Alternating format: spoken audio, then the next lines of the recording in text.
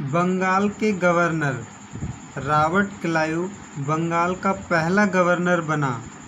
1765 में अवध के नवाब सिराजुद्दौला एवं शाह आलम के साथ इलाहाबाद की संधि की।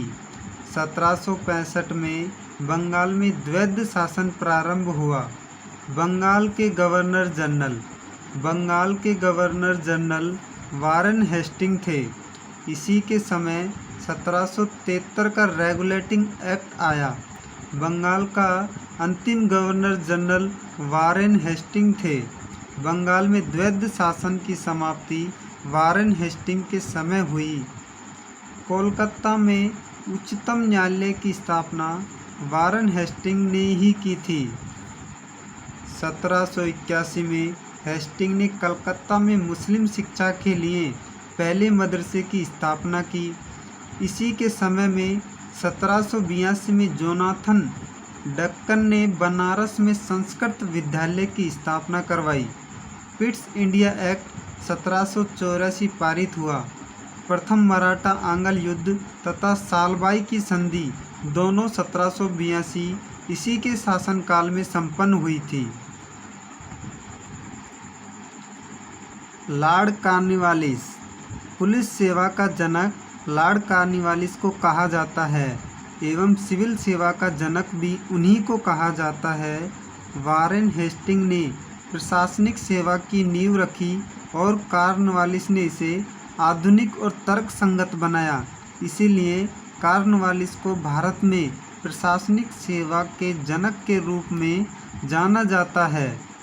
1793 में स्थायी बंदोबस्त की पद्धति लागू की।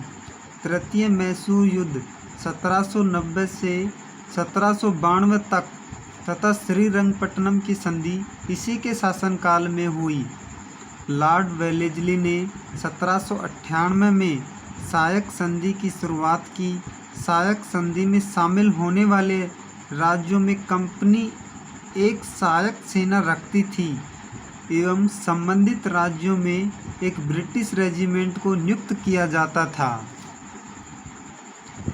सहायक संधि स्वीकार करने वाला पहला राज्य हैदराबाद था। कलकत्ता में नागरिक सेवा में भर्ती किए गए युवकों को प्रशिक्षित करने के लिए फोर्ट विलियम कॉलेज की स्थापना लॉर्ड वेलेस्ली ने ही की थी। इसे बंगाल का शेर कहा जाता था। भारत के पहले governor general Lord William Bentinck थे। कार्यकाल 1828 से 1835 तक। 1833 का चार्टर एक्ट बंगाल के गवर्नर जनरल को भारत का गवर्नर जनरल बनाया गया। उन्होंने राजा राम मोहन राय के सहयोग से 1829 में सती प्रथा को समाप्त किया। सामाजिक सुधार के क्षेत्र में सती प्रथा की समाप्ति इसका प्रशासनिक कार्य था। इसके समय में ठगी प्रथा देश के विभिन्न क्षेत्रों में फैली। इसकी समाप्ति के लिए बेंटिक ने कर्नल स्लीमन तथा स्थानीय रियासतों की मदद से 1830 तक ठगी प्रथा का अंत कर दिया। इसने अंग्रेजी माध्यम को शिक्षा का उच्च माध्यम बनाया था। चार्ल्स मैडकॉफ 1835 से 1836। एक वर्ष के कार्यकाल में चार्ल्स मैडकॉफ ने प्रेस से नियंत्रण हटाया। इसीलिए इसे भारतीय प्रेस का मुक्तिदाता कहा जाता है। किसे भारतीय प्रेस का मुक्तिदाता कहा जाता है? तो आंसर होगा चार्ल्स मैडकॉफ को। लॉर्ड ऑकलैंड 1836 से 1842। इन्हीं के समय प्रथम आंग्ल अफगान युद्ध हुआ। कोलकाता से दिल्ली तक ग्रैंड ट्रंक रोड की मरम्मत इन्हीं ने करवाई थी। लॉर्ड एटनबरो भारत में दास प्रथा का अंत लॉर्ड एलनबरो ने किया था। सबसे मोस्ट क्वेश्चन लॉर्ड डलहौजी से पूछे जाते हैं। 1848 से 1856 तक इनका कार्यकाल रहा।